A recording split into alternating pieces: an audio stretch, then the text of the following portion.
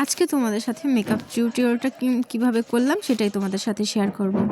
Welcome to my another blog. আসসালামু আলাইকুম, তোমরা সবাই কেমন আছো? আশা করি তোমরা সবাই ভালো আছো। প্রথমে হচ্ছে সানস্ক্রিন নিয়ে নিব। সানস্ক্রিনটা দিয়ে তারপর হাত দিয়ে সেট করে নিব। তারপর প্রাইমার দিয়ে দিব। প্রাইমারটা হাত দিয়ে সেট করে নিব।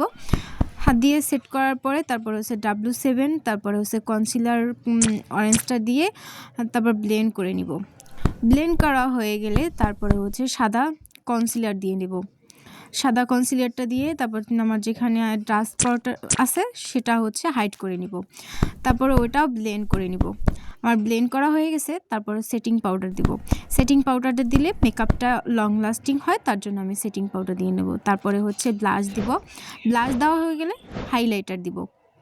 হাইলাইটার দিলে তাহলে অনেকটা সুন্দর দেখায়। তারপরে আমি একটা ব্রাশ নিয়ে তারপরে হাইলাইটারটা দিয়ে নিচ্ছি বেশি করে। তারপর হচ্ছে আই লুক করব।